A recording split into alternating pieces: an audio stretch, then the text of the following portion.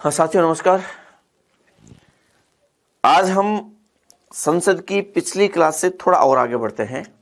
हमने पिछली क्लास में राज्यसभा को पढ़ा, आज हम लोकसभा को लेकर आते हैं।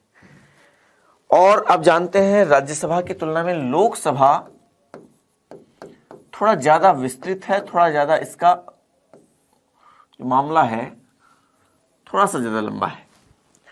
आज की इस क्लास में पूरी लोकसभा को पढ़ने की हम कोशिश करते हैं। आगे के क्लास में हम फिर लोकसभा संसद के बारे में कुछ सामान्य बातें और कर लेंगे।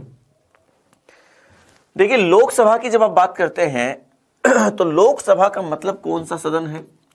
लोकसभा का मतलब, हमने राज्यसभा में उच्च सदन देखा था, तो ये कौन सा सदन हो जाएगा? निम्न सदन हो जाएगा। लेकिन ये प्रथम सदन है, निम्न सदन है लेकिन प्रथम सदन है। और साथ ही ये भी ध्यान रखें कि यह सदन लोकप्रिय सदन है। और लोकप्रिय सदन क्यों है?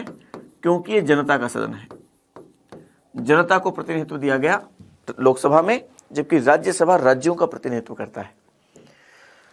समझिए, इसमें लोकसभा के गठन की बात करते हैं हम कि लोकसभा का गठन किस तरीके से, कैसे, क्या सदस्य संख्या वगैरह सारी बात आर्टिकल 81 में इसका जिक्र किया गया। और आर्टिकल 81 कहता है कि लोकसभा की सदस्य संख्या कितनी होगी। तो देखिए, अधिकतम सदस्य संख्या कितनी होगी वो बात कर लेते हैं हम, और दूसरी बात कर लेते हैं कि इसकी वर्तमान सदस्य संख्या वो कितनी है। वर्तमान सदस्य संख्या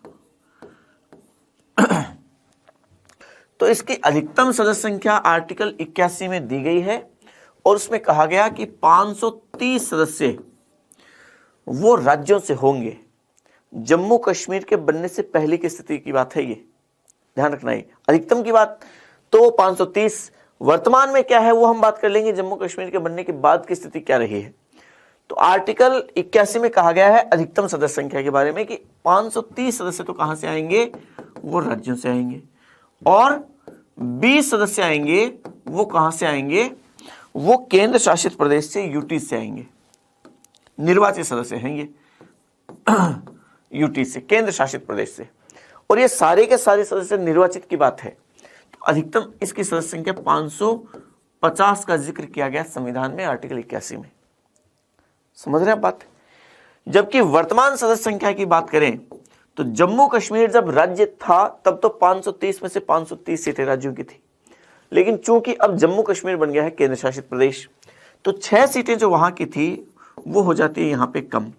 तो 524 सीटें तो वर्तमान में है राज्यों से, और 19 सीटें पहले 13 थी, जिनमें से 7 सीटें तो अकेले दिल्ली की, और फिर 13 में से 6 सीटें ये जो जम्मू कश्मीर वाली वहां और जुड़ गई, 5 जम्मू कश्मीर की, 1 लद्दाख की। इस तरीके से 543 सीटें वर्तमान में अधिकतम सीटें हो सकती हैं कहां की? लोकसभा में हो सकती है राज्यों से और यूटी से। और ये सारी की सारी सीटें हैं, वो सारी की सारी सीटें कैसी हैं? निर्वाचित हैं। ये ध्यान रखें, सारी की सारी सीटें निर्वाचित हैं। मनोनीत सीटों का प्रावधान आर्टिकल 331 में किया गया है और वो अलग से है। और आर्टिकल 331 कहता है कि यदि राष्ट्रपति को ये लगे कि लोकसभा में आंग्ल भारतीयों का पर्याप्त प्रतिनिधित्व नहीं है, तो वह 2 आंग्ल भारतीयों को मनोनीत कर सकता है लोकसभा में। और यह प्रावधान मूल संविधान में शामिल किया गया था आर्टिकल 331 में, और यह 10 वर्ष के लिए प्रावधान था। आर्टिकल 334 में कहा गया इस बारे में, हम बात करेंगे इसके आगे कैसे कैसे क्या क्या है। 330 की, 331 की, 332 की, 333 की, और साथ में 334 की, सारे बात कर लेंगे आगे। लेकिन फिलहाल यहां मैं थोड़ी सी बात कर रहा हूं आपसे। वो 2 आंग्ल भारतीयों का प्रावधान मनोनयन का प्रावधान था। तो इस तरीके से अधिकतम सदस्य संख्या 552 हो जाती थी। हालांकि आर्टिकल 81 में हमेशा ही 585 कहा गया है, और यह वर्तमान सदस्य संख्या 545 हो जाती थी, वो जो 2 आंग्ल भारतीयों को मनोनीत करते थे।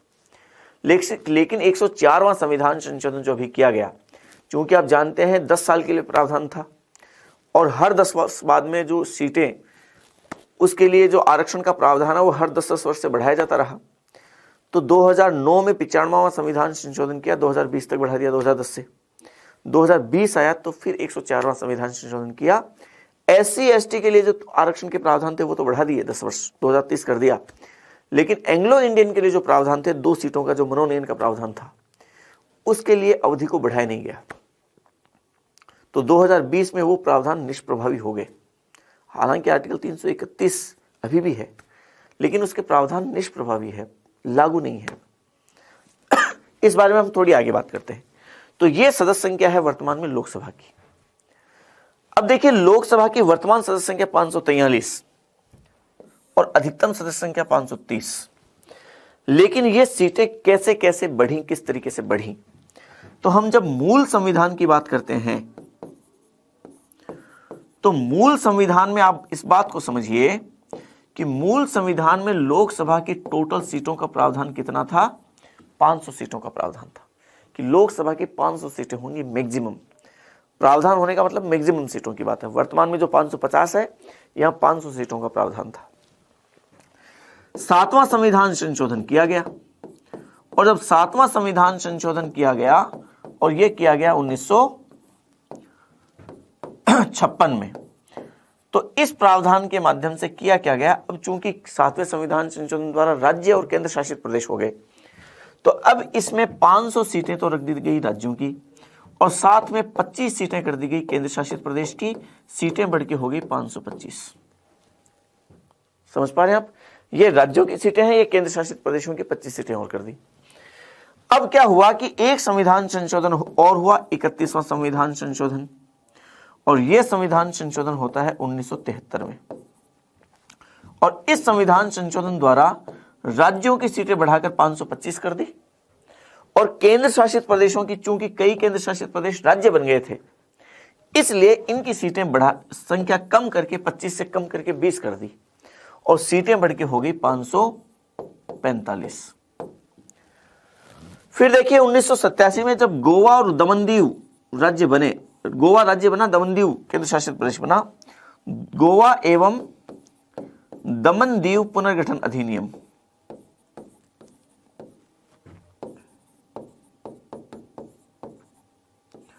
पुनर्गठन अधिनियम, और यह अधिनियम कब का है, 1987 का। इसके दायरे अंतर्गत क्या किया गया, 525 से सीटें बढ़ के हो गई 530 और ये सीटें हैं 20, टोटल सीटें बढ़ के हो गई 550। तो वर्तमान में सीटें कितनी है, अधिकतम सीटें 550 है, गोवा एवं दमन दीव पुनर्गठन अधिनियम 1987 के बाद से। समझ पा रहे हैं आप?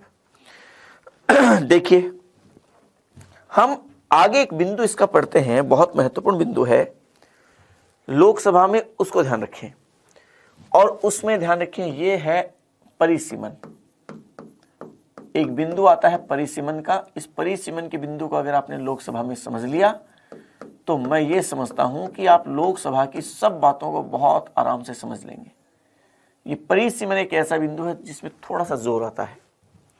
परिसीमन किसे कहते हैं, पहले तो ये समझिए आप। परिसीमन कहते हैं किसी भी निर्वाचन क्षेत्र का सीमांकन करना, कि कोई निर्वाचन क्षेत्र कितना बड़ा है, कौन सा एरिया उसमें आता है, उसका सीमांकन करना। देखिए, मैं इस बात को थोड़ा सा अलग हटके आपको समझा देता हूं, वहां से आपकी ये सारी बात समझ आएगी। परिसीमन किसे कहते हैं समझिए। भारत में आप जानते हैं लोकसभा की निर्वाचित सीटें 543 है। इसका मतलब सदस्य कितने हैं, 543 सदस्य हैं। आप जानते हैं 543 सदस्य हैं। और चूंकि 543 सदस्य हैं और हर एक निर्वाचन क्षेत्र से एक सदस्य चुन के आता है। आप जानते हैं लोकसभा की सीटों में, जैसे सीकर लोकसभा निर्वाचन क्षेत्र से एक सदस्य चुन के गए, चुनाव लड़ कितने भी सदस्य सकते हैं लेकिन जीतेगा एक ही। राजस्थान से लोकसभा के कितने सदस्य जाते हैं, 25। पूरे देश में लोकसभा के कितने सदस्य, 543। तो जब राजस्थान से 25 लोकसभा के सदस्य जाते हैं तो और हर एक सदस्य एक निर्वाचन क्षेत्र से जाएगा, इसका मतलब आपको राजस्थान को कितने हिस्सों में बांटना है, 25 हिस्सों में। और हर एक, उस एक हिस्से को क्या कहते हैं, लोकसभा निर्वाचन क्षेत्र कहते हैं। और उस लोकसभा निर्वाचन क्षेत्र से एक सदस्य चुन के जाता है। तो जब एक सदस्य चुन के जाएगा तो निर्वाचन क्षेत्र 25 होंगे। ठीक इसी तरीके से पूरे भारत में जब 543 सदस्य हैं तो निर्वाचन क्षेत्र भी कितने होंगे, 543 होंगे, क्योंकि हर एक लोकसभा निर्वाचन क्षेत्र से एक सदस्य चुन के जाएगा। क्योंकि हमारे यहां लोकसभा के निर्वाचन क्षेत्र 1 सदस्य होते हैं और 1 सदस्यीय निर्वाचन क्षेत्र होने की वजह से उतने ही निर्वाचन क्षेत्र होते हैं जितने की सदस्य होते हैं। तो 543 सदस्य हैं तो 543 ही लोकसभा निर्वाचन क्षेत्र होंगे। तो यहां पे पूरे देश को 543 निर्वाचन क्षेत्रों में बांटना, इसको परिसीमन कहते हैं। समझिए आप इस बात को, पूरे देश को 543 हिस्सों में बांटा कि ये एक लोकसभा निर्वाचन क्षेत्र है, ये दूसरा लोकसभा निर्वाचन क्षेत्र है, ये तीसरा लोकसभा निर्वाचन क्षेत्र है। इस तरीके से 543 लोकसभा निर्वाचन क्षेत्रों में बांट दिया। ये निर्वाचन क्षेत्रों का सीमांकन करना क्या कहलाता है? ये परिसीमन कहलाता है। तो लोकसभा के निर्वाचन क्षेत्रों का सीमांकन करना क्या कहलाता है? सीमांकन करना परिसीमन कहलाता है। और ये परिसीमन करते हैं किस बेस पे है? ये सीमांकन किस बेस पे करते हैं? जनसंख्या के आधार पे। इसका बेस जनसंख्या है, जनसंख्या के आधार पे इसका सीमांकन किया जाता है। अब इस परिसीमन में समझिए आप, 2 आधार हैं। आर्टिकल 81 में आर्टिकल परिसीमन का जिक्र हालांकि आर्टिकल 82 में है पूरा, तो आर्टिकल 81 में भी कुछ 2 बिंदु उनको समझिए आप। पहले आर्टिकल 81 में पहला सिद्धांत तो यह कहता है कि लोकसभा में प्रत्येक राज्य को जो प्रतिनिधित्व दिया जाएगा, तो लोकसभा में प्रत्येक राज्य की सीटों का आवंटन इस रीति से किया जाएगा, मतलब हर राज्य को सीटें जो देंगे वो इस प्रकार से देंगे कि प्रत्येक राज्य की जनसंख्या का उस राज्य को प्राप्त सीटों की संख्या से अनुपात है वो सभी राज्यों में लगभग एक जैसा हो, यथासाध्य समान हो। समझना इस बात को कि प्रत्येक राज्य को जो सीट देंगे लोकसभा में वो इस रीति से देंगे, इस रीति से विभाजित किया जाएगा कि उस राज्य की जनसंख्या का उस राज्य को प्राप्त सीटों की संख्या से अनुपात है वो सभी राज्यों में लगभग समान हो। जैसे 2 एक समान जनसंख्या वाली राज्यों की सीटें भी एक जैसी होंगी, लगभग एक जैसी होंगी, और एक राज्य की जनसंख्या यदि किसी दूसरे राज्य से जिस अनुपात में ज्यादा है, उस राज्य की सीटें भी उस राज्य से उसी अनुपात में ज्यादा होगी। यदि उसकी जनसंख्या जिस अनुपात में कम है तो उसकी सीटें भी उसी अनुपात में कम होंगी। सीटों का आवंटन राज्यों को जो किया जाएगा जनसंख्या के अनुपात में किया जाएगा। यह पहला बिंदु है। तो राज्यों को सीटों का आवंटन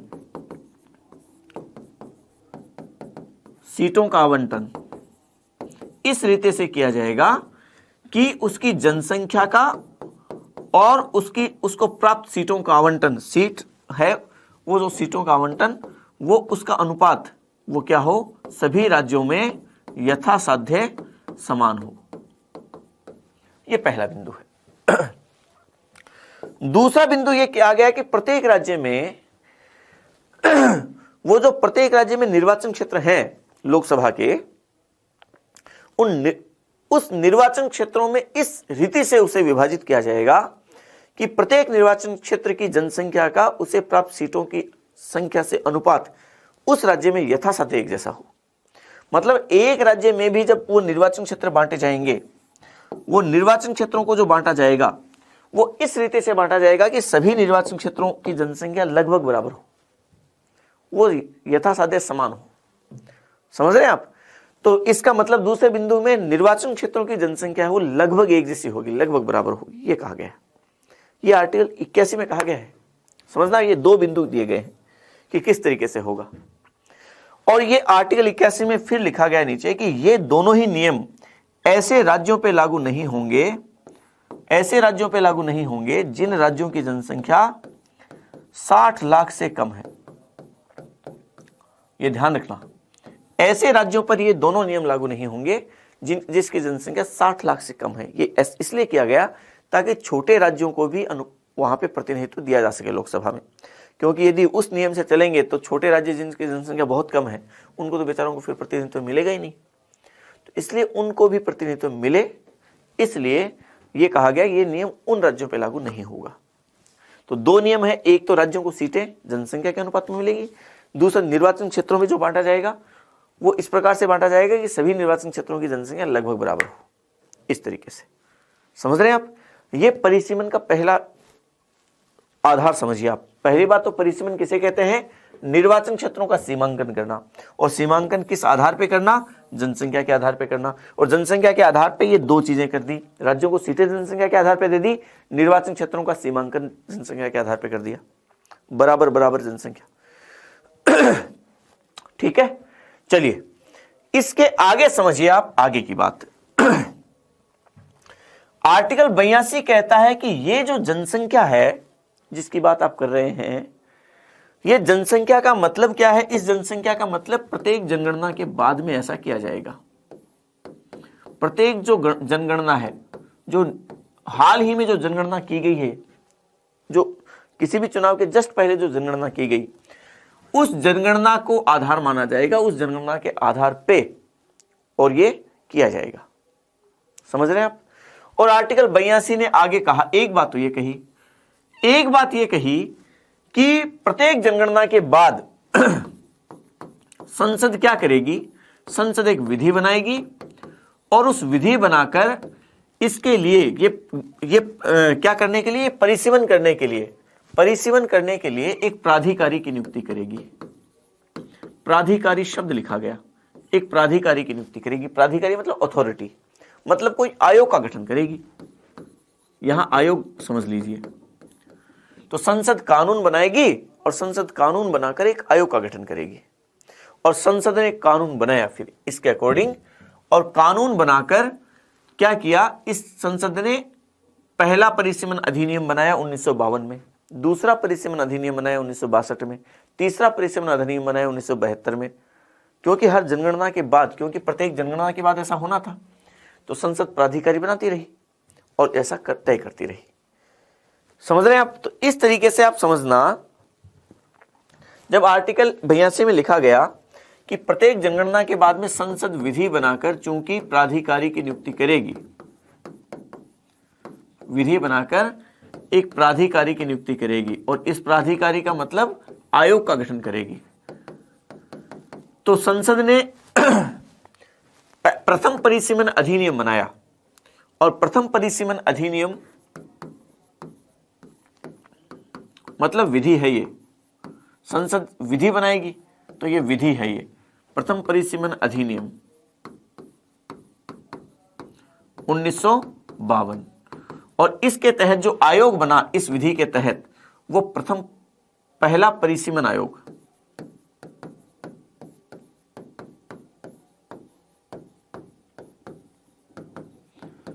ये आयोग बना 1952 में। समझ रहे हैं आप। फिर ऐसे ही संसद ने दूसरा परिसीमन अधिनियम बनाया, और दूसरा परिसीमन अधिनियम बनाया 1962 में। इसके तहत दूसरा परिसीमन आयोग बना, और दूसरा परिसीमन आयोग बना 1962 में। फिर ऐसे ही संसद ने फिर 1971 की जनगणना के लिए तीसरा परिसीमन अधिनियम बनाया, और तीसरा परिसीमन अधिनियम 1972 में। तो इसी आधार पे तीसरा परिसीमन आयोग बना, और तीसरा परिसीमन आयोग बना 1972 में। क्या आप समझ रहे हैं। फिर क्या हुआ कि जब तीसरा परिसीमन आयोग आया और उसके तहत जब सब चीजें तीसरी बार परिसीमन हुआ, तो अब क्या हुआ, इसके बाद में एक संविधान संशोधन किया गया। आप जानते होंगे 42वां संविधान संशोधन। देखिए मैं आपको बता देता हूं, यहां पे देख लीजिए। 42वां संविधान संशोधन किया, और 42वां संविधान संशोधन 1976 में करके, और यह कह दिया कि अब लोकसभा की सीटें 2001 ईस्वी तक नहीं बढ़ाई जा सकती। 2001 ईस्वी तक फिक्स कर दी। ये इसलिए किया गया क्योंकि जिन राज्यों की जनसंख्या जिस अनुपात में बढ़ रही थी, उन राज्यों की सीटें भी उसी अनुपात में बढ़ रही थी। तो एक तरफ भारत सरकार जनसंख्या नियंत्रण के प्रोग्राम को अपना रही थी कि जनसंख्या को कम करे, और दूसरी तरफ जिन राज्यों की जनसंख्या ज्यादा बढ़ रही थी उनको ज्यादा लाभ दे रही थी। तो जो राज्य ऐसे राज्य जो जनसंख्या को कंट्रोल करने की दिशा में काम कर रहे थे, उनकी मुख्य शिकायत ये थी कि एक तरफ तो हम जनसंख्या को कम करने की दिशा में काम कर रहे हैं, एक तरफ आप हमारा नुकसान कर रहे हैं, लोकसभा में हमारी सीटें कम कर रहे हैं। तो इस आधार पर फिर जनसंख्या 42वां संविधान संशोधन इंदिरा गांधी के समय में किया गया, और कह दिया कि अब सीटें 2001 तक नहीं बढ़ेंगी, चाहे जनसंख्या कितनी भी बढ़े। और जो परिसीमन है 1971 की जनगणना के आधार पे जो कर लिया वो कर लिया, ओके है, बात खत्म। समझ रहे हैं आप। तो इस परिसीमन के आधार पर 2001 तक काम चलता रहा, उसके बाद परिसीमन हुआ ही नहीं। हो भी कैसे सकता था, 1971 के आधार पे तो लास्ट में हो ही गया था, सीटें बढ़ नहीं रही है, तो परिसीमन नहीं हुआ। फिर 2001 जब आया तो फिर एक संविधान संशोधन और किया गया, 82वां संविधान संशोधन 2001 में। ध्यान रखें 42 को 2 से गुना करेंगे 84 हो जाएगा।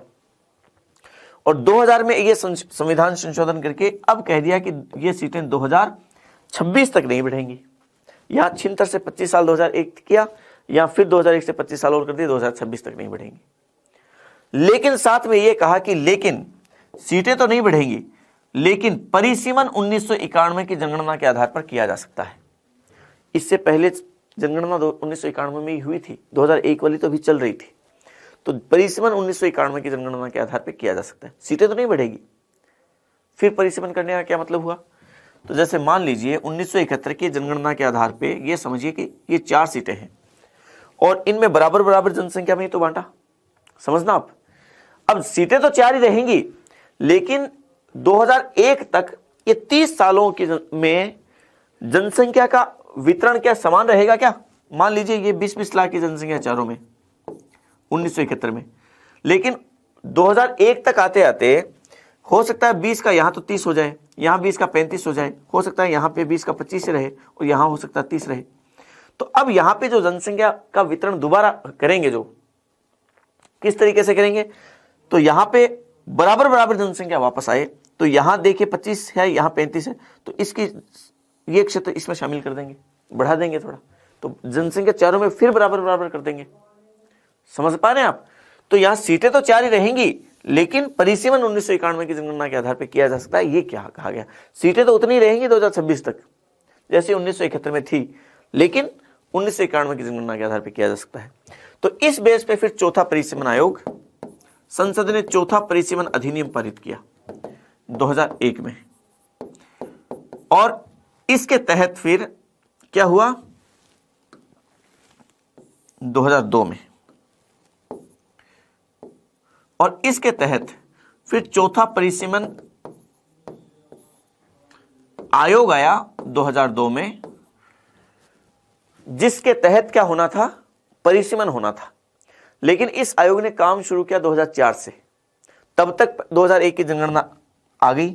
तो फिर बाद में एक संविधान संशोधन किया गया 87वां, और 87वें संविधान संशोधन 2003 के द्वारा फिर यह प्रावधान कर दिया गया कि ये जो 2026 वाली बात तो ठीक है अपनी जगह, लेकिन जो परिसीमन जो 1991 के आधार पर किया जा रहा था, अब ये परिसीमन 2001 की जनगणना के आधार पर किया जाएगा।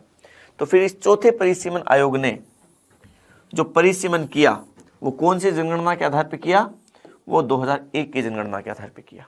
ये ध्यान रखना, चौथे परिसीमन आयोग ने फिर परिसीमन जो किया वो 2001 की जनगणना के आधार पर किया, क्योंकि इस चौथे परिसीमन आयोग ने काम कब से करना शुरू किया, 2004 से काम करना शुरू किया, 2008 तक इसने काम किया। इस आयोग ने न्यायमूर्ति कुलदीप सिंह की अध्यक्षता में, इसके अध्यक्ष जो चौथे परिसीमन आयोग के थे न्यायमूर्ति कुलदीप सिंह, ये इसके अध्यक्ष थे। ठीक है, इस परिसीमन आयोग ने ये ऐसा काम किया, पूरे देश के लोकसभा के निर्वाचन क्षेत्रों का परिसीमन किया। देखिए परिसीमन में 2-3 चीजें और समझना आप, खास बातें। एक बात तो ये कि जो लोकसभा के निर्वाचन क्षेत्रों का परिसीमन करता है, वही परिसीमन आयोग विधानसभा के निर्वाचन क्षेत्रों का भी परिसीमन करता है। मैं अगले बिंदु में कह देता हूं। एक बात तो ये ध्यान रखें कि जो लोकसभा के निर्वाचन क्षेत्रों का परिसीमन करता है, वही आयोग राज्यों की विधानसभाओं के निर्वाचन क्षेत्रों का भी परिसीमन करेगा।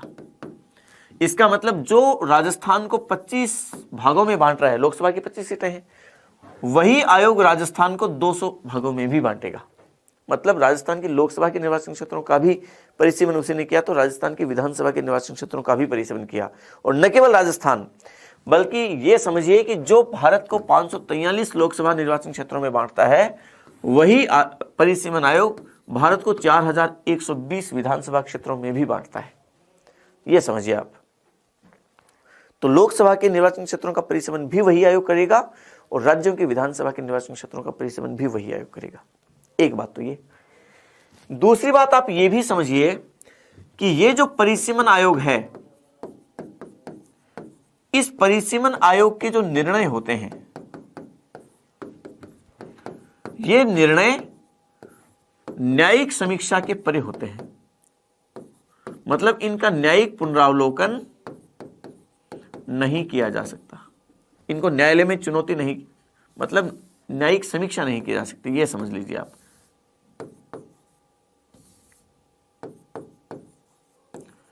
इनको न्यायालय में चुनौती नहीं दी जा सकती, इसका मतलब है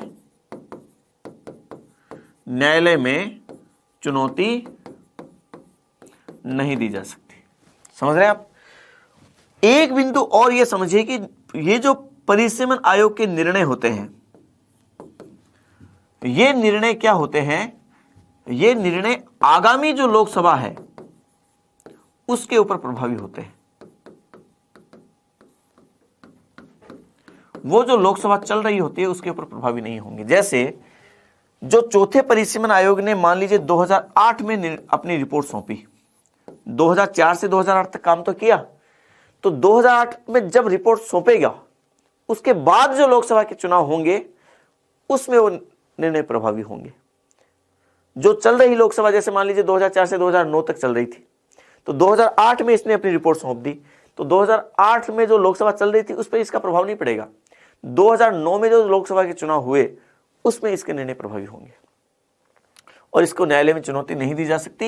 ये बात आर्टिकल 329 में कही गई है, ध्यान रखना, आर्टिकल 329 में। चलिए, ये इसके कुछ बिंदु थे। अब मैं जब ये कह रहा हूं कि लोकसभा के निर्वाचन क्षेत्रों का सीमांकन जनसंख्या के आधार पर होता है, तो मुझे ये बताएं, जब लोकसभा के निर्वाचन क्षेत्रों का सीमांकन करेंगे तो जनसंख्या के आधार पर जब करेंगे तो क्षेत्रफल के आधार पर लोकसभा के निर्वाचन क्षेत्र छोटे बड़े होंगे कि नहीं होंगे? निश्चित तौर पे होंगे। कौन से क्षेत्र के लोकसभा निर्वाचन क्षेत्र क्षेत्रफल के आधार पे ज्यादा बड़े होंगे?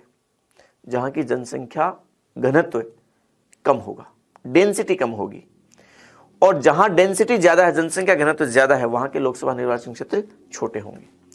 सीधी बात है, मेट्रो सिटीज के लोकसभा निर्वाचन क्षेत्र छोटे होंगे। रेगिस्तान या जो जहां पे पहाड़ी क्षेत्र बहुत ज्यादा है, जहां का जनसंख्या घनत्व बहुत विरला है, कम है, वहां के निर्वाचन क्षेत्र वो बड़े होंगे। तो देखिए, सबसे बड़ा लोकसभा निर्वाचन क्षेत्र की बात करें, मैं लोकसभा निर्वाचन क्षेत्रों की बात कर रहा हूं केवल,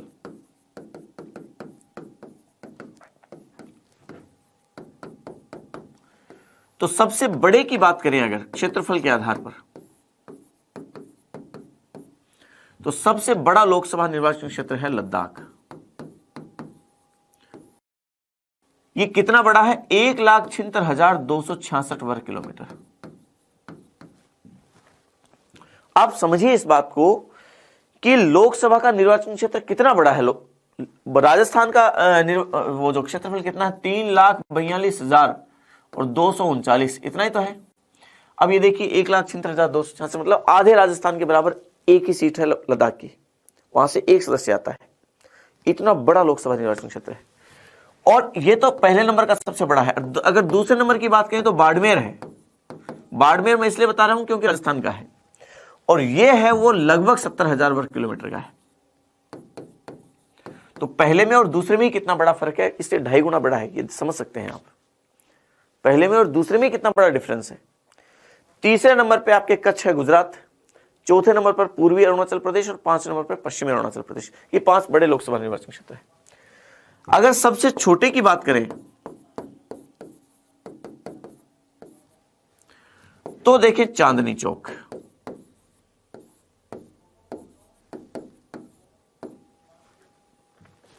और चांदनी चौक का लोकसभा निर्वाचन क्षेत्र दिल्ली में जो है, ये दिल्ली में है,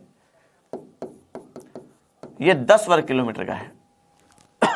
मात्र 10 वर्ग किलोमीटर। ये 10 तो हो सकता है हम यहां भूल ही गए होंगे। यहां कहां 1,76,266 वर्ग किलोमीटर का एक लोकसभा निर्वाचन क्षेत्र, यहां मात्र 10 वर्ग किलोमीटर का एक निर्वाचन क्षेत्र। यहां से भी एक सदस्य चुन के जाता है, यहां से भी एक सदस्य चुन के जाता है। तो ये इतना बड़ा डिफरेंस है, ये मैं आपको बताना चाह रहा हूं। समझ पा रहे हैं आप? अगर आप जनसंख्या के दृष्टिकोण से सबसे बड़े की बात करें तो मल्काजगिरी, जनसंख्या के दृष्टिकोण से सबसे बड़े लोकसभा निर्वाचन क्षेत्र की बात करें इस दृष्टिकोण से सबसे बड़ा तो मल्काजगिरी तेलंगाना में है, लगभग 29 लाख जनसंख्या का वो है। और सबसे छोटे की बात करें जनसंख्या के दृष्टिकोण से तो लक्षद्वीप, लगभग 48,000 की जनसंख्या, यहां 29 लाख के करीब, यहां 48,000 के करीब। तो ये डिफरेंस है, ये समझिए आप। इस तरीके से लोकसभा के निर्वाचन क्षेत्रों की ये विभिन्नता है। समझ पा रहे हैं आप? जनसंख्या में क्योंकि 60 लाख से कम जनसंख्या जहां की है वहां तो ये नियम लागू नहीं होगा ना, तो इसको भी, लक्षद्वीप को भी प्रतिनिधित्व मिले, इसके लिए ये दिया गया। कई राज्य हैं ऐसे जिनको इस आधार पर प्रतिनिधित्व दिया गया है। चलिए ठीक है, इस तरीके से लोकसभा के निर्वाचन क्षेत्रों का परिसीमन का बिंदु है ये। मैं समझ रहा हूं ये सबसे कठिन बिंदु है, आपको समझ आ गया होगा। ठीक है, बढ़ते हैं इसके आगे। देखिए अगला इसका एक बिंदु है, वो है आरक्षण।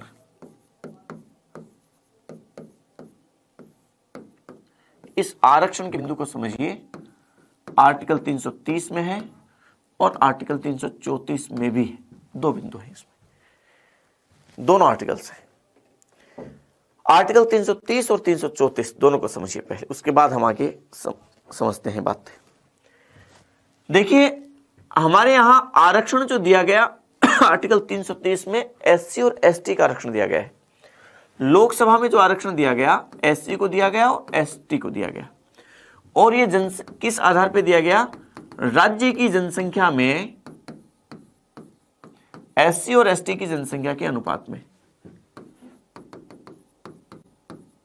एससी एसटी की जनसंख्या के अनुपात में, जिस अनुपात में इनकी जनसंख्या होगी उस अनुपात में इनको आरक्षण मिलेगा लोकसभा में। इस तरीके से ध्यान रखें, महिलाओं के लिए किसी प्रकार का कोई आरक्षण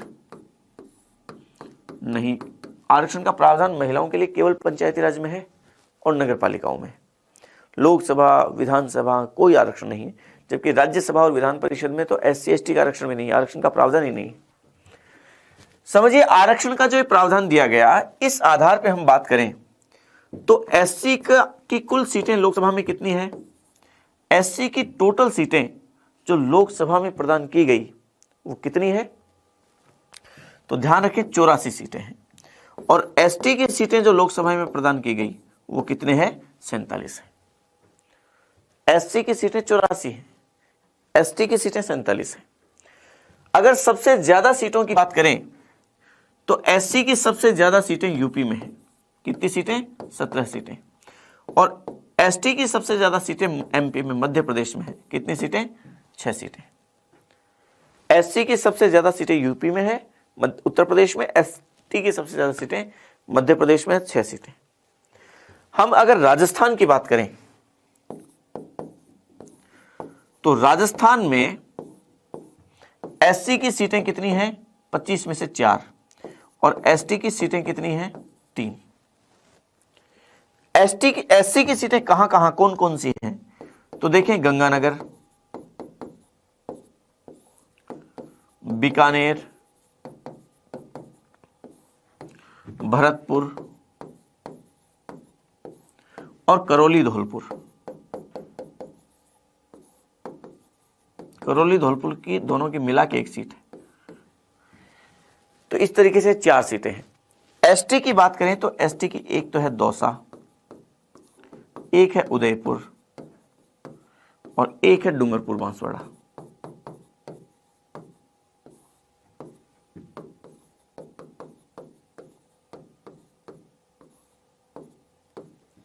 ये 3 सीटें, समझ रहे हैं आप?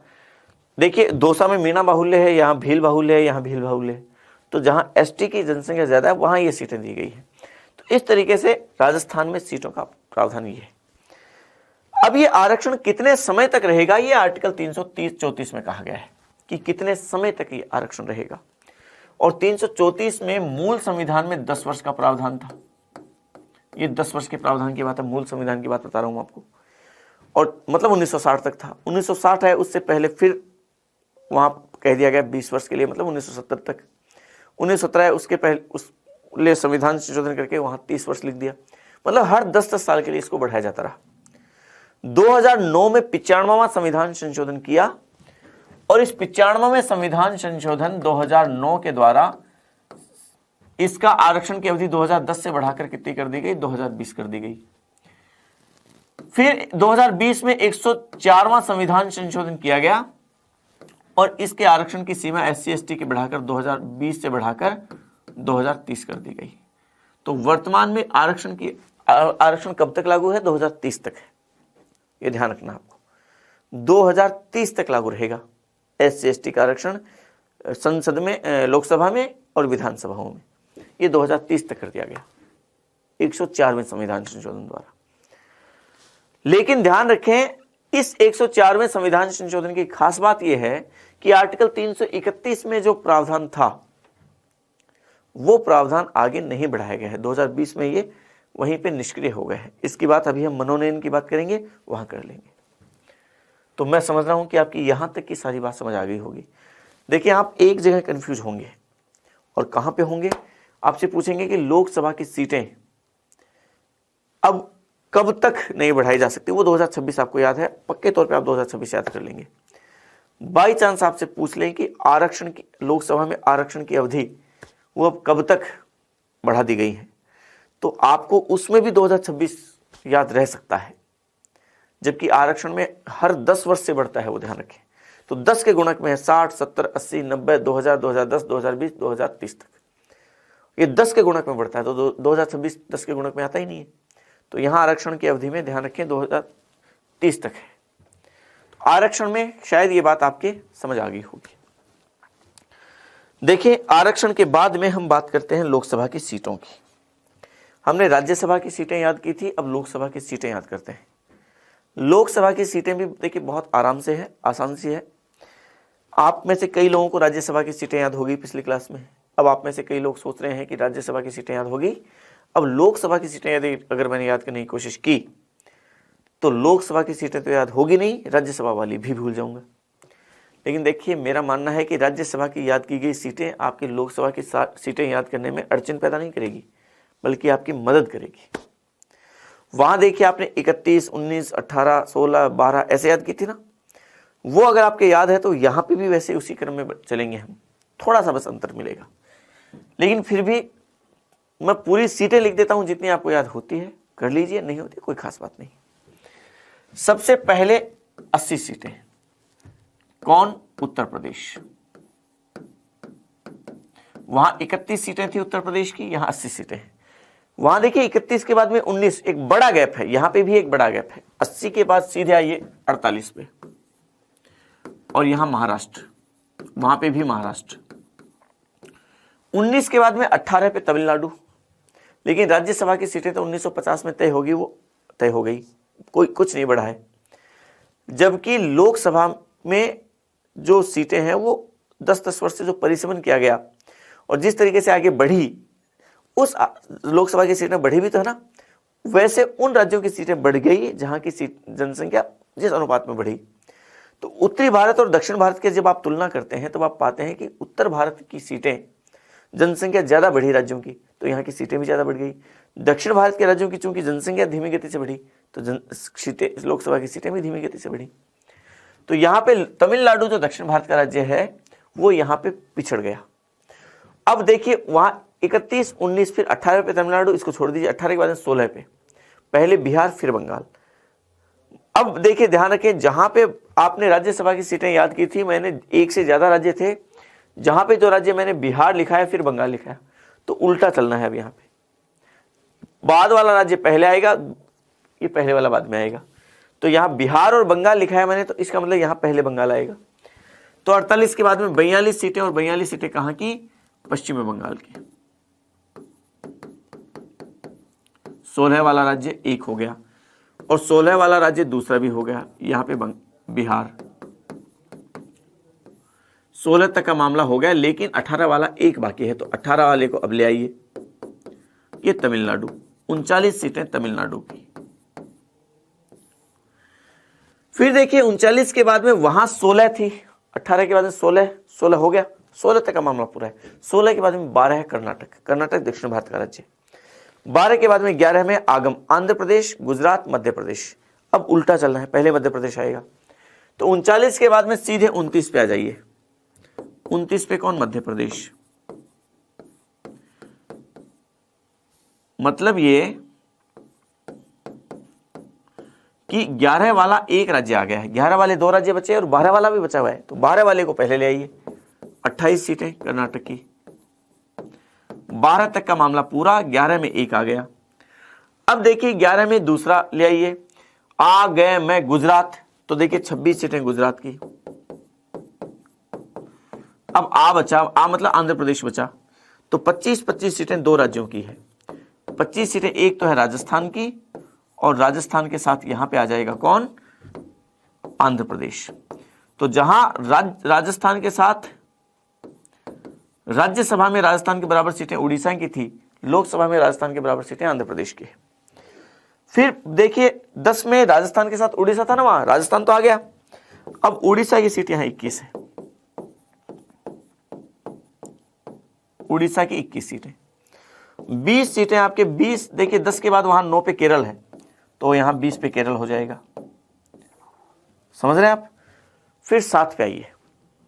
7 पे आपकी क्या था? सरदार मतलब पंजाब, असम और तेलंगाना, इस क्रम में लिखा था आपने। तो यहां सबसे पहले तेलंगाना आएगा, और यहां कितनी सीटें? 17 सीटें। कौन आएगा?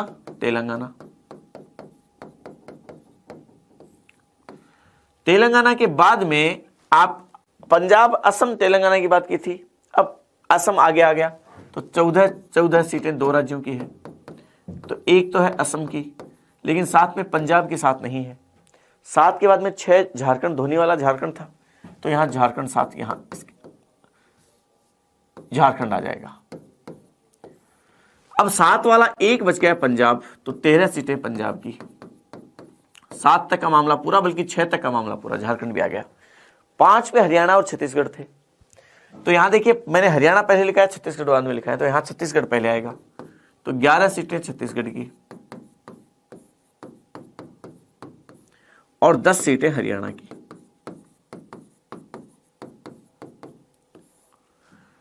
पांच तक का मामला पूरा। 4 पे जम्मू कश्मीर है, लेकिन जम्मू कश्मीर पहाड़ी एरिया, वहां जनसंख्या धीमी गति से, तो 4 के बाद में 3 पे है हिमालय उत्तर दिशा, हिमाचल प्रदेश, उत्तराखंड और दिल्ली, पहले दिल्ली आएगा। तो 7 सीटें दिल्ली की। फिर 5 सीटें 2 राज्यों की। एक तो किसकी? जम्मू कश्मीर जो था, बच गया था, और एक उत्तराखंड, बीच में उत्तराखंड ही तो था, हिमालय उत्तर दिशा, उत्तराखंड, हिमाचल प्रदेश बच गया। 4 सीटें कहां की? हिमाचल प्रदेश की।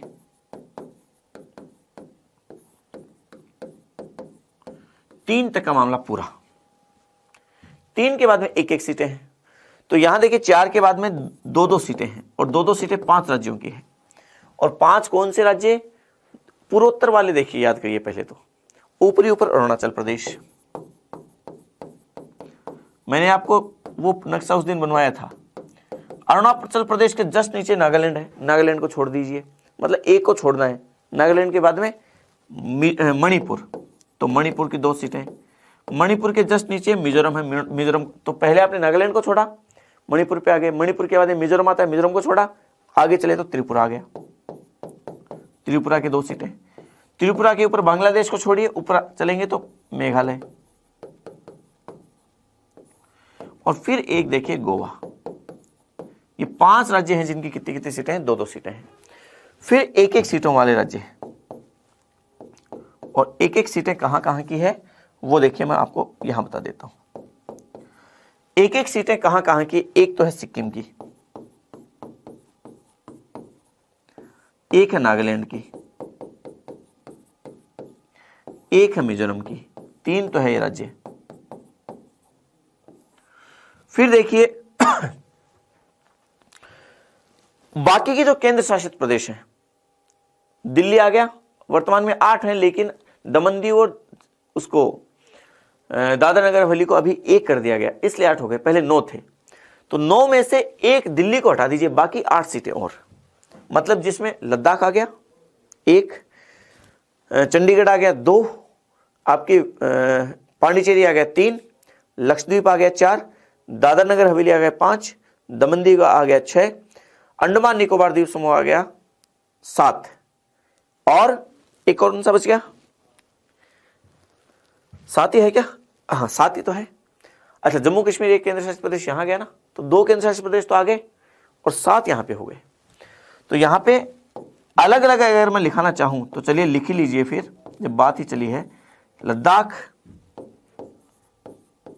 चंडीगढ़,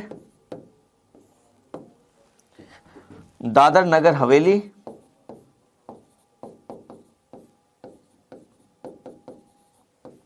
फिर दमन दीव,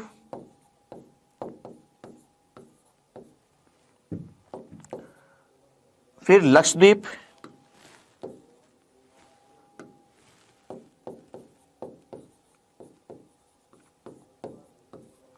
फिर पांडिचेरी, फिर अंडमान निकोबार द्वीप समूह।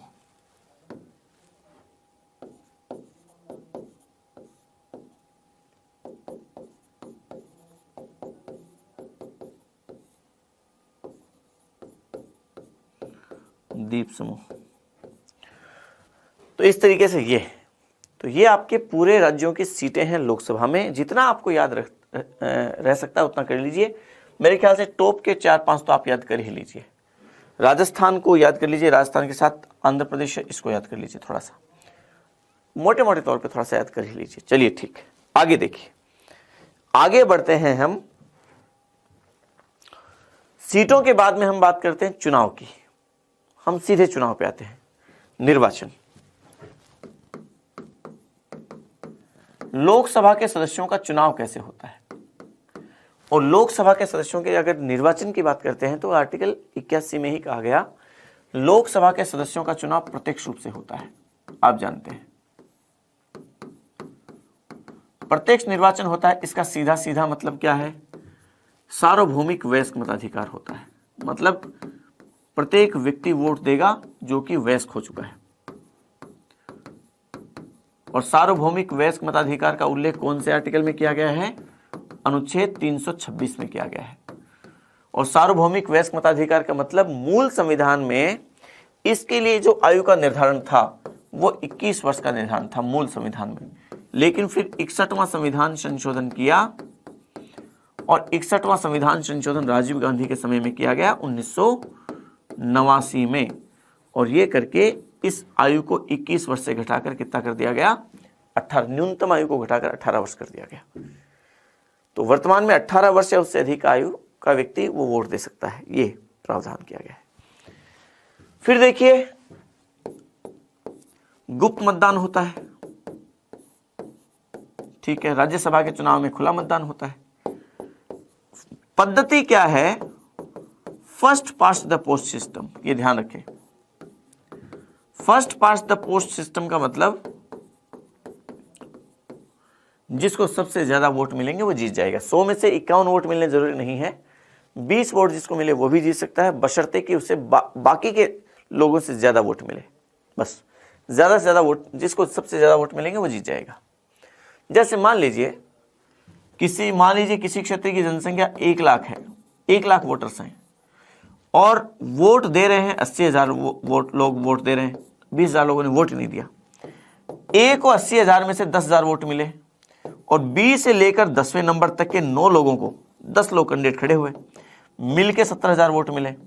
लेकिन इनमें यो बी से लेकर 10वें नंबर तक के 9 लोगों में ये 17,000 वोट इस रूप में बंटे, इस तरीके से बंटे कि किसी को भी 10,000 वोट नहीं मिले। तो अब कौन जीत गया? 10 ए जीत गया। तो देखिए 1 लाख वोटों में से 10,000 वोट जिसको मिले वो जीत गया। तो 50,000 एक वोट मिलना जरूरी नहीं है 1 लाख में से, 10,000 वाला भी जीत सकता है, बशर्ते कि सबसे ज्यादा वोट मिले। ये आपके first past the post system है बस, ठीक है। चलिए समझिए, ये निर्वाचन क्षेत्र 1 सदस्य होते हैं, ये हमने बात कर ही ली थी। 1 सदस्यीय निर्वाचन क्षेत्र, परिसीमन में हमने बात कर ली थी। एक सदस्यीय निर्वाचन क्षेत्र होते हैं, ठीक है। प्रादेशिक प्रतिनिधित्व होता है, प्रतिनिधित्व प्रदेश के आधार पर होता है, क्षेत्र के आधार पर, व्यवसाय के आधार पर नहीं होता है। भारत में व्यवसाय के आधार पर प्रतिनिधित्व दिया भी नहीं गया है। प्रादेशिक प्रतिनिधित्व, जैसे मान लीजिए हर एक निर्वाचन क्षेत्र का प्रतिनिधित्व करेगा हर कैंडिडेट, तो 543 निर्वाचन क्षेत्र, 543 कैंडिडेट, इस तरीके से प्रादेशिक प्रतिनिधित्व और एकल सदस्यीय निर्वाचन क्षेत्र। तो ये निर्वाचन से लेकर कुछ बिंदु थे। अब आगे समझिए आप मनोनयन। मनोनयन के बिंदु को थोड़ा सा इसलिए समझना जरूरी है क्योंकि ये प्रावधान आजकल लागू नहीं है, निष्क्रिय है। इसलिए देखिए, मैं एक बार पहले 104वें संविधान संशोधन को विशेष रूप से बताने के लिए मैं एक आपको सारे आर्टिकल बता देता हूं। अनुच्छेद 330, 331, 332 और 333 और साथ में फिर 334। 330 में प्रावधान किया गया लोकसभा में एससी और एसटी का आरक्षण। 331 में कहा गया लोकसभा में एंग्लो इंडियन। 332 में कहा गया विधानसभाएं, जो राज्यों की विधानसभाएं हैं, उनमें एससी एसटी का आरक्षण। और 333 में कहा गया विधानसभाओं में एंग्लो इंडियन। इसका मतलब यह है कि ये दो आर्टिकल्स लोकसभा से संबंधित हैं, ये दो आर्टिकल्स विधानसभा से संबंधित हैं। लेकिन 330 और 332 इन दोनों का संबंध एससी एसटी से है और 330 और 333 इन दोनों का संबंध एंग्लो इंडियन से है। इसका मतलब यही तो हुआ, समझ रहे हैं आप? इन चारों ही प्रावधानों के लिए आरक्षण के प्रावधान किया गया और 334 में कहा गया कि यह आरक्षण मूल संविधान में लिखा गया 10 वर्ष तक लागू होगा। चूंकि संविधान 26 जनवरी 1950 को लागू था तो 25 जनवरी 1960 तक लागू होगा। 1960 आया, संविधान संशोधन किया, 10 वर्ष की जगह 20 वर्ष लिख दिया, मतलब 1970 तक लागू हो गया। 1970 आया, संविधान संशोधन किया, इसके जगह 30 लिख दिया, 1980 तक लागू हो गया। 80 आया, 40 लिख दिया, 1990 तक हो गया। 50 लिख दिया, 2000 तक हो गया। फिर 50 की जगह 60 लिख दिया, 2010 तक हो गया। 70 लिख दिया, 2020 तक हो गया। 2020 आया तो अब यहां 104वां संविधान संशोधन किया इसमें। मतलब अब तक जितने भी संशोधन करके जो आरक्षण की अवधि बढ़ाई गई वो संशोधन कौन से आर्टिकल में होता है? 334 में होता है। 104वां संविधान संशोधन किया गया और इस 104वें संविधान संशोधन द्वारा कर क्या दिया गया, इसके द्वारा आरक्षण की सीमा बढ़ाकर 2030 तक कर दी, 10 वर्ष और बढ़ा दी। लेकिन यह ध्यान रखें, इसमें आरक्षण की सीमा केवल एससी और एसटी के लिए बढ़ाई गई, मतलब केवल 330 और 332 के लिए, इन दोनों के लिए बढ़ाई गई। 331 और 333 जो आंग्ल भारतीयों के लिए प्रावधान था, इसके लिए सीमा को नहीं बढ़ाया गया, तो इसके लिए सीमा का प्रावधान 2020 में ही निष्क्रिय हो गया। तो वर्तमान में लोकसभा में 2 आंग्ल भारतीयों को जो प्रावधान है लागू नहीं है। इसका मतलब ये नहीं है कि 331 समाप्त हो गया या 333 समाप्त हो गया, ये नहीं।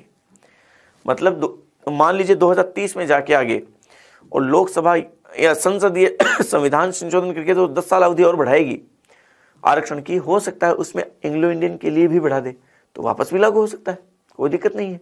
लेकिन तब तक के लिए निष्प्रभावी हो गया। ठीक है, चलिए, यह आपका मनोनयन का प्रावधान हो गया। अब देखिए लोकसभा के कार्यकाल की बात कीजिए आप।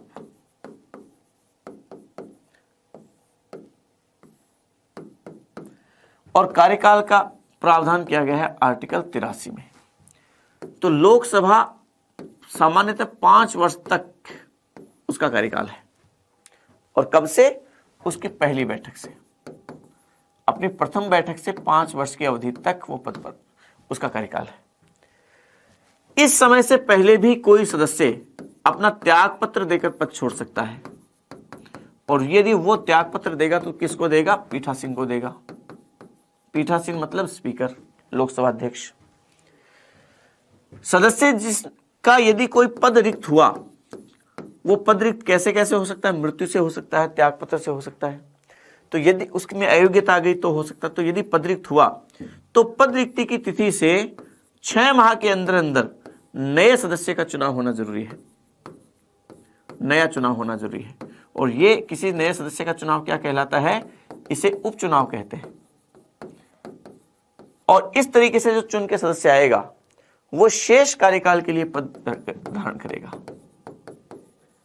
वो शेष कार्यकाल के लिए वो पद ग्रहण करेगा, शेष कार्यकाल के लिए रहेगा, पूरे 5 साल के लिए नहीं रहेगा। ठीक है। देखिए, लोकसभा को समय से पहले भी भंग किया जा सकता है। लोकसभा को भंग किया जा सकता है, विघटित किया जा सकता है। भंग करना, विघटित करना एक ही बात है, डिसॉल्व किया जा सकता है। और यह बात कही गई है आर्टिकल 85 में। और भंग करेगा कौन?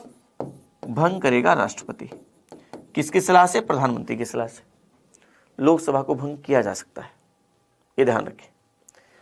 तो देखिए, लोकसभा, अब तक की लोकसभा की बात करें तो पहली लोकसभा 1952 से लेकर 1957, दूसरी लोकसभा 1957 से लेकर 1962, तीसरी लोकसभा 1962 से लेकर 1967, चौथी लोकसभा 1967 से लेकर 1970 के अंत तक थी। तो पहली बार लोकसभा भंग हुई, समझ रहे हैं आप।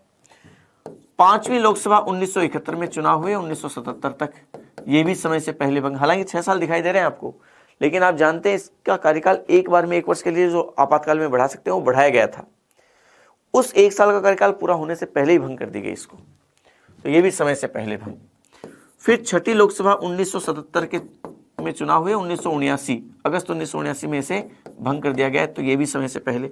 सातवीं लोकसभा 1980 जनवरी 1980 से दिसंबर 1984 तक, तो पूरा 5 साल का कार्यकाल है।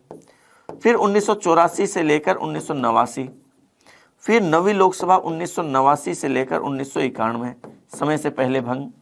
फिर 10वीं लोकसभा 1991 से लेकर 1996, ठीक है।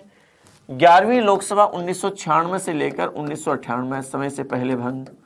फिर 12वीं लोकसभा 1998 से लेकर 1999, समय से पहले भंग। फिर 1999 से लेकर 13वीं लोकसभा 2004 तक, ये भी कुछ समय से पहले भंग कर दी गई। 14वीं लोकसभा 2004 से लेकर 2009 तक, 15वीं लोकसभा 2009 से लेकर 2014 तक, 16वीं लोकसभा 2014 से लेकर 2019 तक, और वर्तमान में 17वीं लोकसभा 2019 से लेकर निरंतर। ये 17 लोकसभाओं का कार्यकाल है, जिसमें भंग कितनी बार हुई? 1 बार, 2 बार, 3 बार, 4 बार, 5 बार, 6 बार और 7 बार। लोकसभा अब तक 7 बार समय से पहले भंग की जा चुकी है, ये ध्यान रखें आप। क्या आप इस बात को समझ पा रहे हैं? लोकसभा के कार्यकाल में लोकसभा को समय से पहले भंग किया जा सकता है, ठीक है। देखिए, 3 शब्द मैं आपको साथ साथ और बता देता हूं। एक होता है आम चुनाव,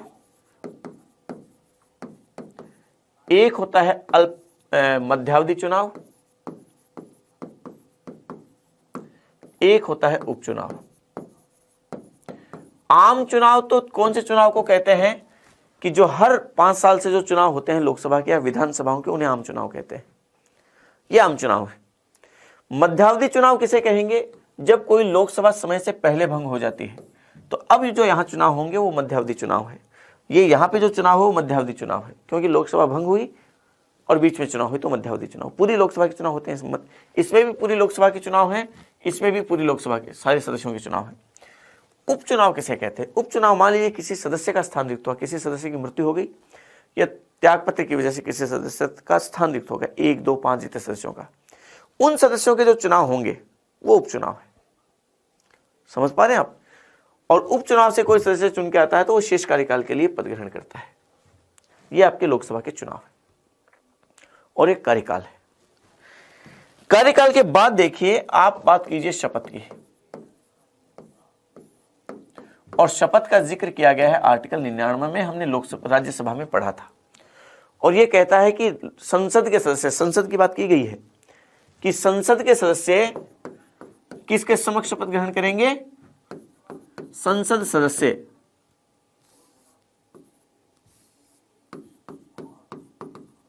राष्ट्रपति या उसके द्वारा निर्धारित व्यक्ति के समक्ष शपथ ग्रहण करेंगे। अब राज्यसभा के सदस्यों के लिए तो राष्ट्रपति ने राज्यसभा के सभापति को निर्धारित कर दिया, लेकिन लोकसभा के लिए राष्ट्रपति क्या करता है, जो लोकसभा के निर्वाचित सदस्य हैं, लोकसभा जो, क्योंकि लोकसभा के तो सारे सदस्य एक साथ चुन के आते हैं, तो लोकसभा के जो नवनिर्वाचित सदस्य हैं, उन नवनिर्वाचित सदस्यों में से किसी एक अनुभवी सदस्य को वो क्या करता है, किस रूप में मनोनीत कर देता है, वो उसे प्रोटेम स्पीकर बना देता है। और ये प्रोटेम स्पीकर क्या करेगा, सभी सदस्यों को शपथ दिला देता है। तो सारे के सारे सदस्य हैं, लोकसभा के सदस्य हैं, वो सारे के सारे नवनिर्वाचित सदस्य वो किसके समक्ष शपथ ग्रहण करते हैं, प्रोटेम स्पीकर के समक्ष शपथ ग्रहण करते हैं। प्रोटेम स्पीकर को हिंदी में सामयिक अध्यक्ष कहते हैं, यह भी नाम ध्यान रखना, सामयिक अध्यक्ष, ठीक है। जबकि प्रोटेम स्पीकर खुद अगर शपथ ग्रहण करेगा तो वो राष्ट्रपति के समक्ष शपथ ग्रहण करेगा, क्योंकि प्रोटेम स्पीकर भी तो लोकसभा का सदस्य ही है। तो ये लोकसभा के सदस्य के रूप में शपथ ग्रहण करेगा, तो ये तो करेगा राष्ट्रपति के समक्ष, और जितने ये सदस्य हैं वो सारे कर लेंगे प्रोटेम स्पीकर के समक्ष। समझ रहे हैं आप? प्रोटेम स्पीकर का काम केवल और केवल सदस्यों को शपथ दिलाना है बस। इसके बाद लोकसभा के सदस्य अपने में से ही किसी एक सदस्य को लोकसभा अध्यक्ष के रूप में चुन लेते हैं, वो लोकसभा की अध्यक्षता करता है, और प्रोटेम स्पीकर सामान्य सदस्य के रूप में बैठ जाता है बस। ठीक है, ये आपके शपथ का प्रावधान आर्टिकल 99। अब देखिए आप, लोकसभा में एक चीज बची है, पदाधिकारी। और पदाधिकारी का जिक्र है आर्टिकल, कौन से आर्टिकल में, आर्टिकल 93 से लेकर आर्टिकल 96 में। देखिए राज्यसभा में हमने पदाधिकारी देखे थे आर्टिकल 89, 90, 91, 92, 4। लोकसभा में फिर 93, 94, 95, 96। क्यों? क्योंकि राज्यसभा पहले आर्टिकल 80 में है, लोकसभा बाद में आर्टिकल 81 में है। तो यहां पदाधिकारी भी राज्यसभा के पहले आएंगे आर्टिकल 89 से 92, और राज्यसभा के बाद में आएंगे, लोकसभा के बाद में आएंगे 93 से 96। समझ पा रहे हैं आप? तो इस तरीके से राज्यसभा के सदस्यों, वो जो लोक पदाधिकारी है वो राज्यसभा के पदाधिकारी पहले हैं, लोकसभा के पदाधिकारी बाद में। समझिए कौन कौन से पदाधिकारी। 2 पदाधिकारी होते हैं, एक लोकसभा अध्यक्ष होता है, एक लोकसभा का उपाध्यक्ष होता है। लोकसभा अध्यक्ष को स्पीकर कहते हैं इंग्लिश में।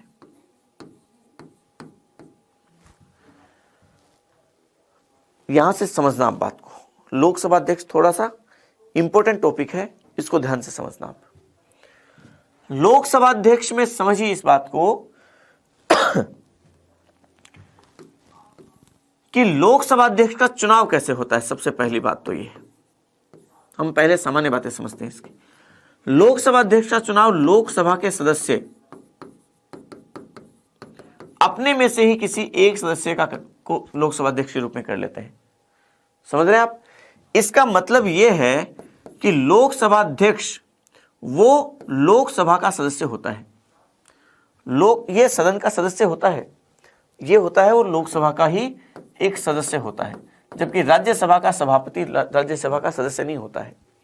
ठीक है, ये चुन लिया इसको। ठीक है, लोकसभा अध्यक्ष का कार्यकाल कितना होता है, तो इसके कार्यकाल की समझिए आप 5 वर्ष मत बता देना। लोकसभा अध्यक्ष का कार्यकाल कब तक होगा? सामान्यतः लोकसभा जब तक लोकसभा रहेगी तब तक रहता है, लेकिन विशेष तौर पे ध्यान रखें, लोकसभा अध्यक्ष का कार्यकाल नई लोकसभा की पहली बैठक के ठीक पहले तक होता है।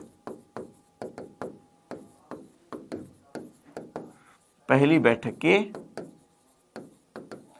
ठीक पहले तक। और ऐसा इसलिए किया गया कि बाई चांस किसी लोकसभा का अगर मान लीजिए भंग हो गई तो 6 माह के अंदर अंदर चुनाव होंगे, तो उस अवधि में लोकसभा अध्यक्ष का पद बना रहता है। लोकसभा भंग हो जाती है लेकिन लोकसभा अध्यक्ष का पद बना रहता है।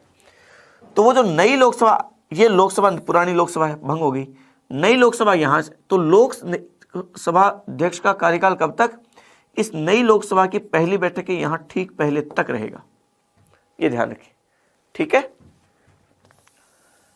फिर देखिए, इससे पहले भी वो अपना त्यागपत्र देकर पद छोड़ सकता है, त्यागपत्र किसे देगा? उपाध्यक्ष को देगा। उपाध्यक्ष को अपना त्यागपत्र देगा। ठीक है, इससे पहले भी इसे समय से पहले पद से हटाया जा सकता है।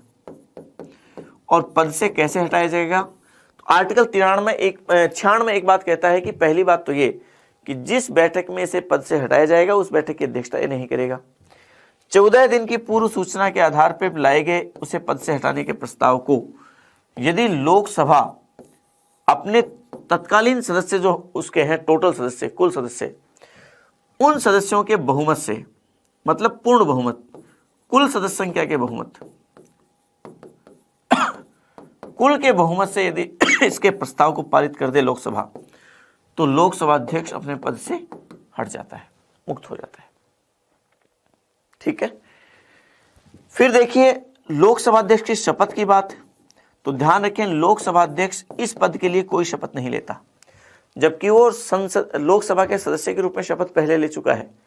जो प्रोटेम स्पीकर ने उसको दिलाई थी वो ले चुका है। दूसरी बात यह कि उसका चुनाव होता है, उस चुनाव की तिथि का निर्धारण राष्ट्रपति तय करता है। उस तिथि का निर्धारण राष्ट्रपति करता है, जबकि उपाध्यक्ष के चुनाव की तिथि का निर्धारण लोकसभा अध्यक्ष करता है। मतलब ये कि लोकसभा अध्यक्ष और उपाध्यक्ष के चुनाव एक ही दिन नहीं होते हैं। पहले लोकसभा अध्यक्ष होंगे, फिर बाद में आगे जाके उपाध्यक्ष के होंगे। ठीक है, चलिए इसके कार्य क्या है, उस कार्य को समझिए आप। लोकसभा अध्यक्ष के कार्य, स्पीकर के कार्य क्या है? और लोकसभा अध्यक्ष के कार्य की आप बात करते हैं तो सबसे पहली तो बात सदन की अध्यक्षता करना, पहला कार्य। सदन में सदस्यों को बोलने की अनुमति प्रदान करना,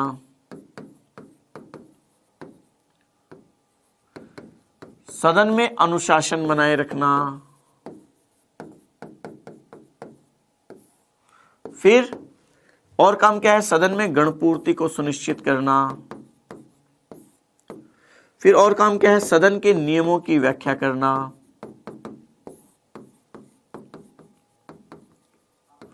फिर और काम क्या है? निर्णायक वोट देना। पहले चरण में वोट नहीं देता, निर्णायक मत देता है। फिर और उसका काम क्या है लोकसभा अध्यक्ष का? वो समितियां जितनी भी हैं उन समितियों के अध्यक्षों को नियुक्त करना। इसके अलावा और उसका काम क्या है? कोई विधेयक धन विधेयक है या नहीं उसका निर्णय करना। इसके अलावा संयुक्त बैठक की अध्यक्षता करना। ये बहुत विशेष काम है, देखना ये दो तो बहुत ज्यादा बार पूछे जाते हैं। संयुक्त बैठक की अध्यक्षता करता है वो। फिर लोकसभा के सदस्यों की दल बदल संबंधी अयोग्यता के विवाद का निर्णय करना। तो ये काम है कुछ उसके, बहुत महत्वपूर्ण काम है लोकसभा अध्यक्ष के, विशेष तौर पे ध्यान रखने हैं आपको। ठीक है, ये लोकसभा अध्यक्ष के कार्य है। चलिए भारत में लोकसभा अध्यक्ष की बात करते हैं। भारत में स्पीकर का पद वो कब आया और किस तरीके से, उससे रिलेटेड कुछ महत्वपूर्ण बिंदु वो समझिए आप। भारत में स्पीकर का पद, तो भारत में स्पीकर के पद की बात करें हम तो ये पद सबसे पहली बार आता है 1919 के अधिनियम में। और 1919 का अधिनियम चूंकि प्रभाव में 1921 में आया, तो भारत में क्यों आया 1919 के अधिनियम में? क्योंकि दो सदन पहली बार 1919 के अधिनियम में आए, उससे पहले एक ही सदन था। द्विसदनीय व्यवस्था पिका ही 1919 के अधिनियम में आई। तो जब दो सदन हो गए तो स्पीकर का पद आया। फिर केंद्रीय विधानसभा कहते थे उस समय लोकसभा को, उसके अध्यक्ष के रूप में स्पीकर का पद आया। और 1921 में जो भारत के पहले स्पीकर बने वो कौन बने? फ्रेडरिक व्हाइट बने, ये भारत के पहले स्पीकर। और पहले डिप्टी स्पीकर मतलब उपाध्यक्ष कौन थे? ये तो अध्यक्ष थे और उपाध्यक्ष थे सच्चिदानंद सिन्हा, जिनको आपने संविधान निर्माण में पढ़ा होगा, नाम सुना होगा ना आपने, अस्थायी अध्यक्ष, वो सच्चिदानंद सिन्हा इसके उपाध्यक्ष बने। भारत के पहले भारतीय स्पीकर की बात करें अगर,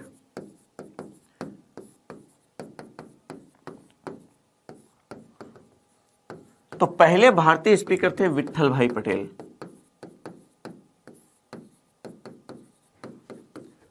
और ये बने 1925 में।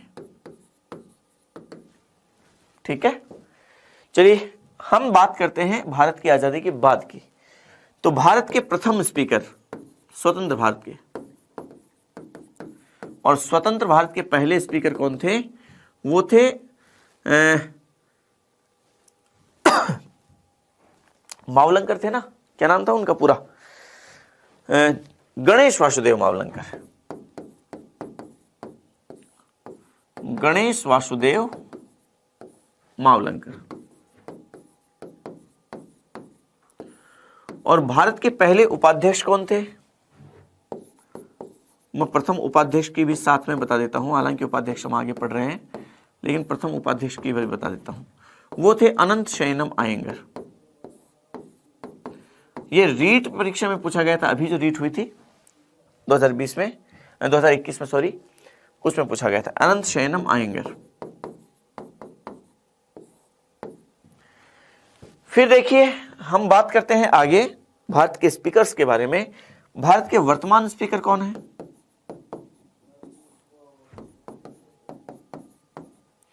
वर्तमान स्पीकर है ओम बिरला,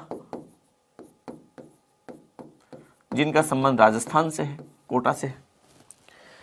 देखिए कुछ और बात कर लेते हैं, सर्वाधिक अवधि तक रहने वाले स्पीकर। अगर हम सर्वाधिक अवधि तक रहने वाले स्पीकर की बात करें तो वो कौन है? वो हैं आपके बलराम जाखड़। बलराम जाखड़, और ये रहे थे 1980 से लेकर 1989 तक सबसे लंबी अवधि तक रहने वाले स्पीकर रहे। तो फिर सबसे कम अवधि तक कौन रहे? न्यूनतम अवधि तक स्पीकर कौन रहे? तो न्यूनतम अवधि तक अगर आप एक व्यक्ति की बात करते हैं कि किस व्यक्ति ने का कार्यकाल सबसे कम रहा, वो तो है बलिराम भगत,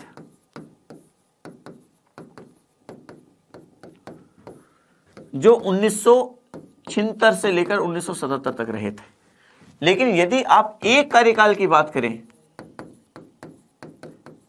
एक कार्यकाल तक सबसे कम की बात करें, तो वो कार्यकाल रहा नीलम संजीव रेड्डी का,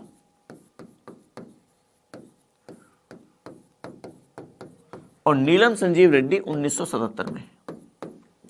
उसकी वजह यह है कि उनका कार्यकाल सबसे कम हम इसलिए नहीं मान रहे इस रूप में, क्योंकि नीलम संजीव रेड्डी 2 बार लोकसभा अध्यक्ष रहे थे। एक बार तो 1967 से लेकर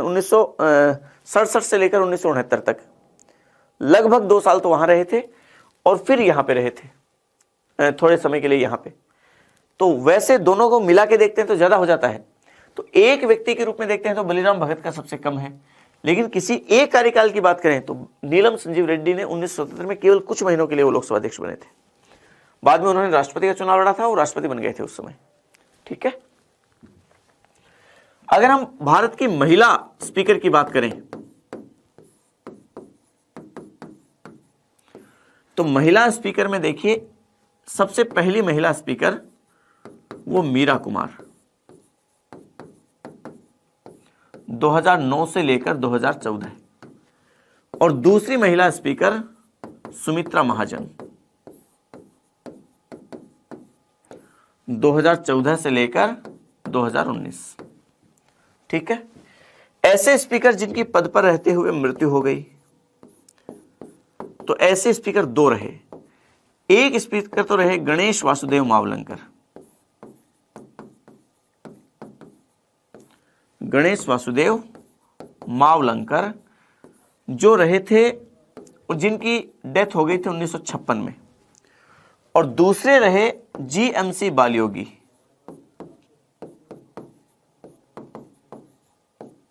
जिनकी प्लेन क्रैश में मृत्यु हो गई, वायु दुर्घटना में।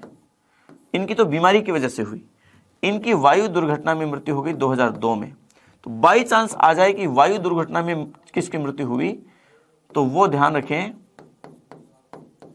ये मृत्यु होती है जीएमसी बालयोगी की। ठीक है, फिर देखिए अगर स्पीकर में आप और कुछ अगर स्पीकर्स के संबंध में कुछ बात करें तो देखिए, ऐसे स्पीकर जिनके विरुद्ध पद से हटाने का प्रस्ताव लाया गया, हालांकि वो प्रस्ताव पारित नहीं हुआ, ये बात अलग है, तो ये प्रस्ताव लाया गया गणेश वासुदेव मावलंकर के विरुद्ध, हालांकि वो पारित नहीं हुआ। एक बात और, ऐसे स्पीकर जो राजस्थान के राज्यपाल रहे, ये ध्यान रखें, तो ऐसे स्पीकर जो राजस्थान के राज्यपाल रहे,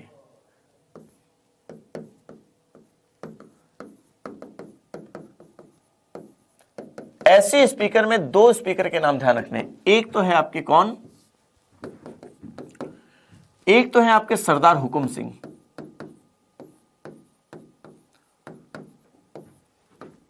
उन्नीस से लेकर 1967 तक तो वो लोकसभा अध्यक्ष रहे, और 1967 से 1972 तक राजस्थान के राज्यपाल रहे। और दूसरे हैं बलिराम भगत, 1976 स्वतंत्र में तो लोकसभा अध्यक्ष रहे, और 1993 से 1998 तक राजस्थान के राज्यपाल रहे। अगर हम बात करें कि लोकसभा अध्यक्ष, ऐसे लोकसभा अध्यक्ष जो देश के राष्ट्रपति भी बने, हम ये बात करें तो नीलम संजीव रेड्डी,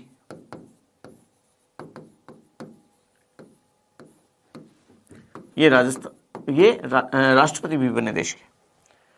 तो ये कुछ फैक्ट्स हैं लोकसभा अध्यक्ष के बारे में, जिनको आपको समझना चाहिए, पढ़ना चाहिए, याद करना चाहिए। देखिए, हम उपाध्यक्ष की बात करते हैं।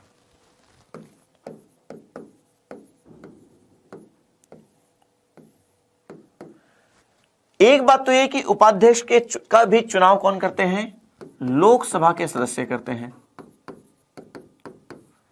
और लोकसभा के सदस्य अपने में से ही करते हैं। इसका मतलब उपाध्यक्ष भी लोकसभा का सदस्य होता है। एक बात तो ये। चलिए, उपाध्यक्ष के चुनाव की तिथि का निर्धारण कौन करता है? इसकी तिथि का निर्धारण स्पीकर करता है, जबकि स्पीकर की चुनाव की तिथि का निर्धारण राष्ट्रपति करता है। इसका मतलब दोनों के चुनाव एक साथ नहीं होते हैं। लोकसभा अध्यक्ष का चुनाव पहले होगा, उपाध्यक्ष का चुनाव बाद में होगा। फिर इसे भी जब ये उपाध्यक्ष नहीं होगा, लोकसभा का अध्यक्ष नहीं होगा, तो लोकसभा अध्यक्ष की अनुपस्थिति में, इसका एक ही काम है, लोकसभा अध्यक्ष की अनुपस्थिति में सदन की अध्यक्षता करना।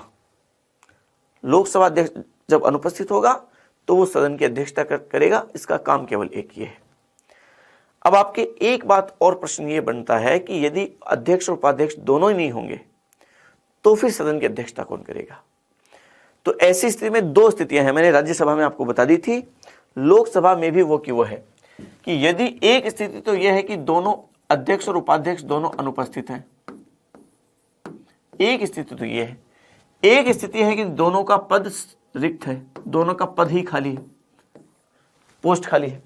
तो यदि अनुपस्थित है तो ऐसी स्थिति में तो उपाध्यक्षों की एक सूची पहले से ही सदन में तैयार होती है, और उस उपाध्यक्षों की सूची में जो 1, 2, 3, 4 नंबर पे पहले से जो क्रमांक पे पहले से ही सूची में जो नाम दिए गए हैं, वो क्रम से पहले अगर ये उपस्थित है तो ये करेगा, ये नहीं है तो फिर ये करेगा, ये भी नहीं है तो फिर ये करेगा। वो उपाध्यक्षों की सूची में जो पहले क्रम में उपस्थित सदस्य है वो उसकी अध्यक्षता करेगा। और ये उपाध्यक्षों की सूची लोकसभा और राज्यसभा दोनों में ही सदन पहले से ही चुन के तैयार रखते हैं। और लेकिन यदि अध्यक्ष और उपाध्यक्ष दोनों का ही पद ही खाली है तो फिर लोकसभा की अध्यक्षता राष्ट्रपति द्वारा निर्धारित व्यक्ति करता है। राष्ट्रपति द्वारा निर्धारित व्यक्ति उस लोकसभा की अध्यक्षता करेगा। तो ये लोकसभा के संबंध में हमने आज लगभग सारी बातें कर ली है, और मैं समझ रहा हूं कि लोकसभा के बारे में इतनी जानकारियां आपके लिए पर्याप्त है। आगे की क्लास में हम बात करेंगे संसद के बारे में सामान्य बातें। आप जैसे मान लीजिए आप में से कुछ विद्यार्थियों को ऐसा हो सकता है कि योग्यता की बात आपने नहीं की, तो योग्यता की बात हम लोकसभा राज्यसभा दोनों ही सदनों के सदस्यों की योग्यता की बात हम आगे कर लेंगे। तो अब आगे की क्लासेस में हम दोनों सदनों की सामान्य बातों के बारे में चर्चा करेंगे। तो मिलते हैं अगली क्लास में। विदा लेता हूं, धन्यवाद।